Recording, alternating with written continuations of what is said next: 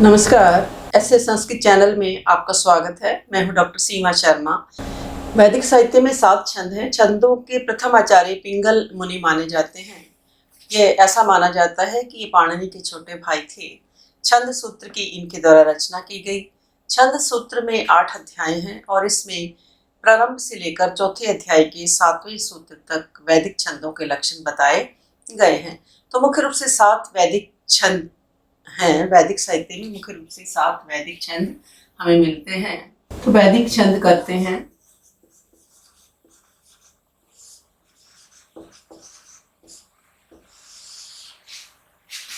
मुख्य रूप से 7 वैदिक छंद हैं। गायत्री, उष्णीक, अनुष्टुप, त्रिष्टुप, बृहति, जगति और पंक्ति। गायत्री, उष्णीक, अनुष्टुप,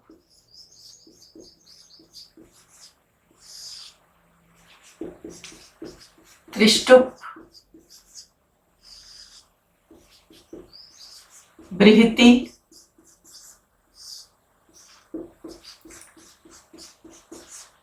जगति और पंक्ति। तो हमारे वैदिक छंद कितने हैं?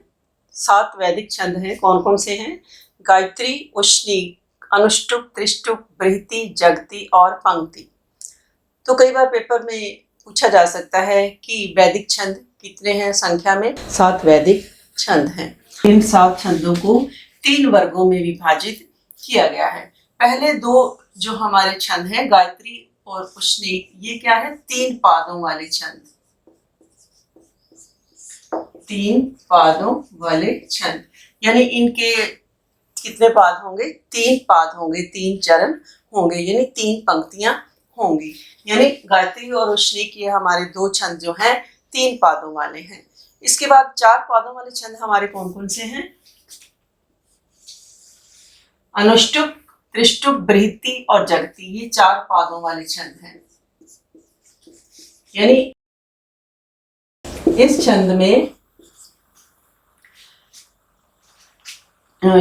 छंद में 4 पंक्तियां होंगी, 4 चरण होंगे। अंतिम जो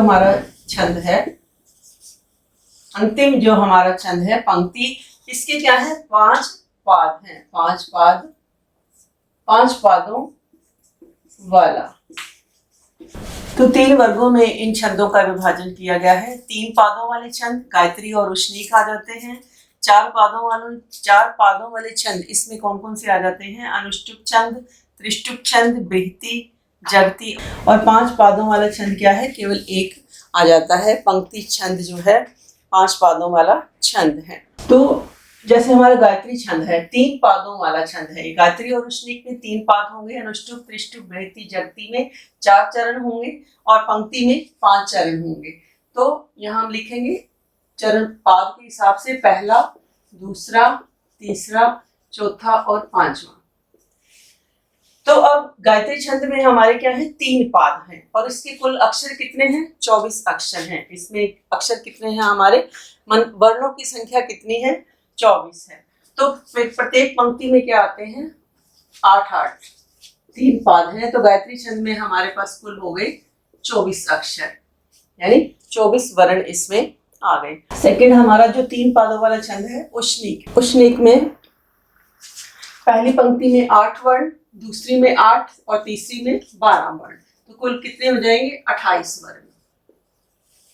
उसके बाद हमारा आ जाता है अनुष्टुप। अनुष्टुप की 4 पंक्तियां होती हैं। अनुष्टुप छंद 4 पादों वाला छंद है, यानी इसमें 4 पंक्तियां होती हैं। तो इन 4 पंक्तियों में 8 वर्ण होते हैं। तो ये हमारा आ जाएगा अनुष्टुप का।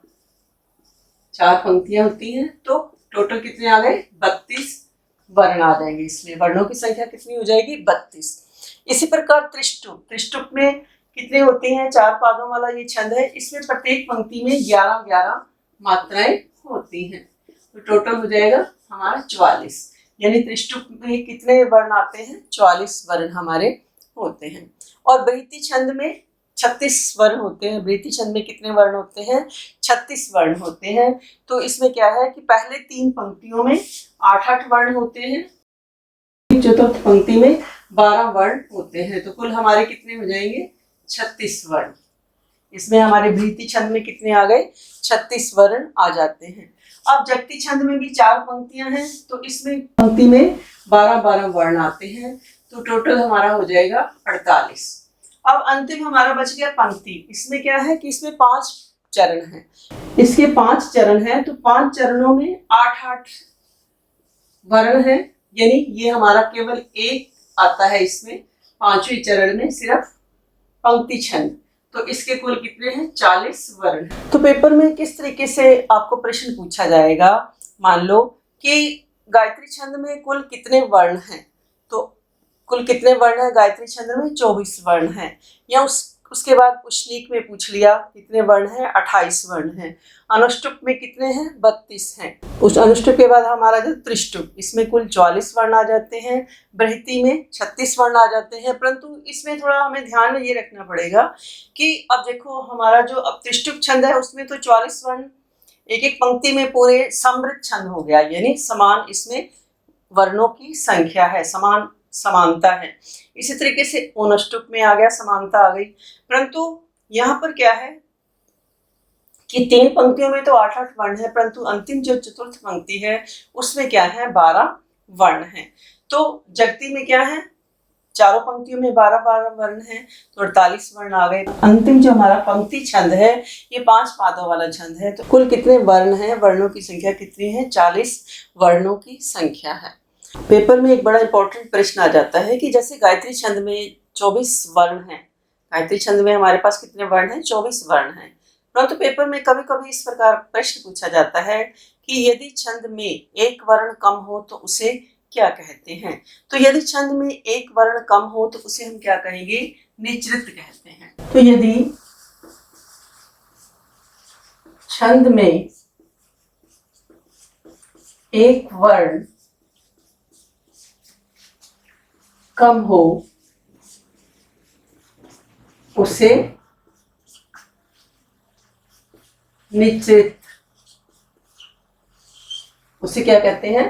निचृत कहते हैं।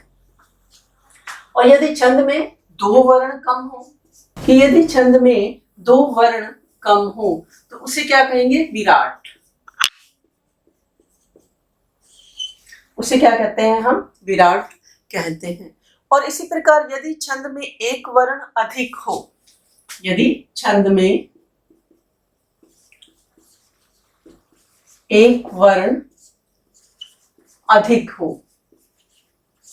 यहां पर क्या था? पहले वर्ण कम हो, और यहां पर क्या है कि एक वर्ण अधिक हो, तो उसे क्या कहेंगे हम? भूरिक।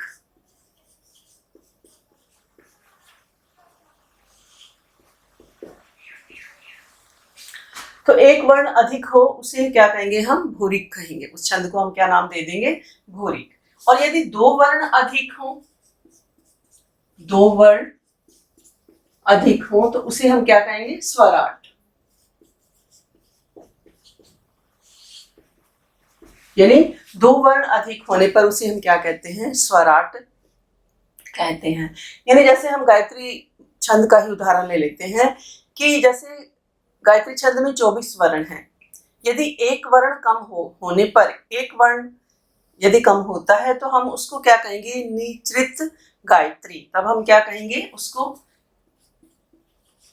निचृत गायत्री, ये हो जाएगा। और यदि 2 वर्ण कम हो तब उसको क्या कहेंगे हम? विराट गायत्री।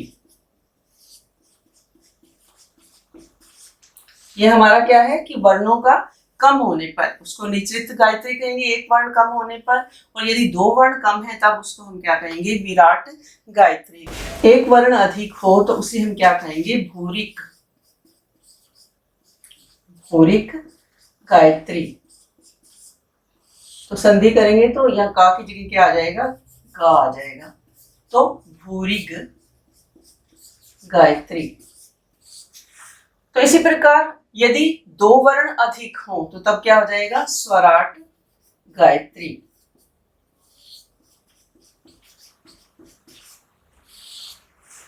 तो ये पेपर के लिए इंपॉर्टेंट प्रश्न अक्सर आ जाता है, क्योंकि मुख्य रूप से तो हम स्टूडेंट्स यही याद रखते हैं कि जैसे गायत्री में टोटल 24 वर्ण हैं या उष्णिक में 24 वर्ण है, ये याद रखते हैं। जैसे नेट का पेपर है आपका, कुछ अलग तरीके से क्वेश्चन पूछे जाते हैं। तो ऐसे संस्कृत चैनल पर यदि आप नए हैं तो चैनल को लाइक करें, सब्सक्राइब करें और शेयर भी करें। और यदि आप कुछ सर्च करना चाहते हैं, जैसे आज हम वैदिक छंद कर रहे हैं, वैदिक छंद के साथ आप ऐसे संस्कृत लिखेंगे तो पूरा चैनल आप देख सकते हैं।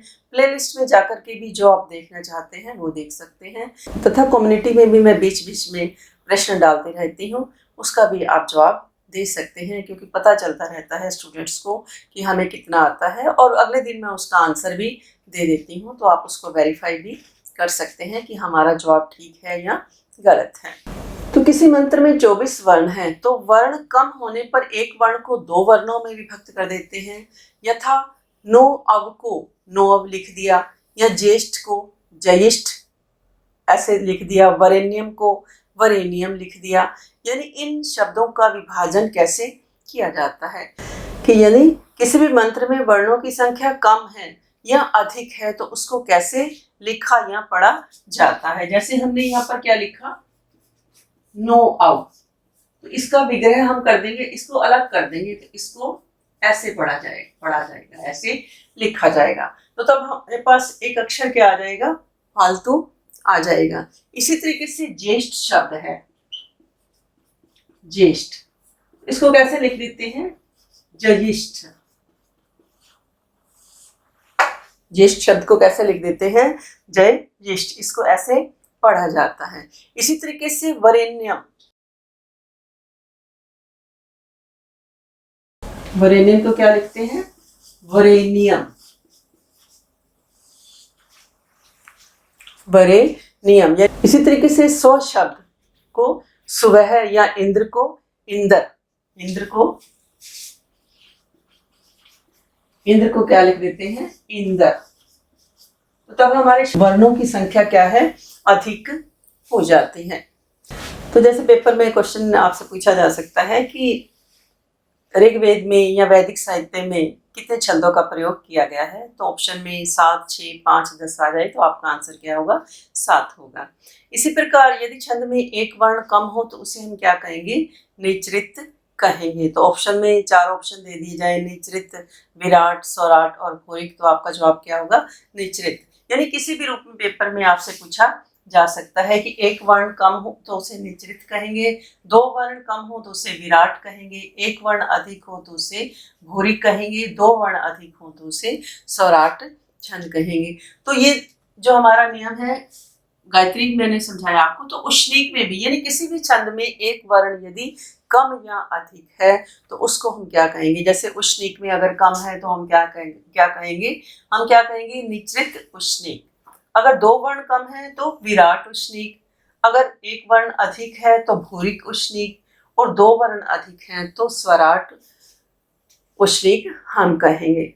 तो अलग अलग किसी भी रूप में पेपर में आपको ये प्रश्न पूछा जा सकता है। तो ये पेपर के लिए बड़ा इंपॉर्टेंट है, इसको आप बार बार देखेंगे तो आपको अच्छे तरीके से समझ आ जाएगा। यानी कभी कभी अब हमें ये याद रखना है कि जैसे गायत्री और उष्णिक केवल 3 पाद हैं, इसमें 3 चरण हैं, परंतु वो पेपर एग्जामिनर कैसे आपको प्रश्न पूछ सकता है कि इनकी जो 3 पंक्तियां हैं, 3 जो पाद हैं, उनका जो डिवीजन है, यानी एक चरण में कितने वर्ण हैं। तो गायत्री छंद में 8-8 वर्ण है, गायत्री छंद में 8-8 वर्ण है, 24 वर्ण है। परंतु उष्णिक में क्या है कि पहली और दूसरी में तो 8 हैं और तीसरी पंक्ति में कितने हैं, 12 वर्ण हैं। तो इस तरीके से आपको ये क्या है ध्यान में भी रखना पड़ेगा कि पेपर में क्वेश्चन आ जाए कि उष्णिक के जो तीसरा पाद है उसमें कितने वर्ण हैं। तो आपका उत्तर ऑप्शन में 8, 8, 12 या 10 कुछ भी दे दिया जाए तो आपका जवाब क्या होगा कि उष्णिक के तृतीय चरण में, तृतीय पाद में 12 वर्ण हैं। तो पंक्ति में कितने पाद हैं, 5 पाद हैं और प्रत्येक पंक्ति में 8-8 वर्ण हैं। तो आज के लिए इतना ही। धन्यवाद। जय हिंद, जय भारत।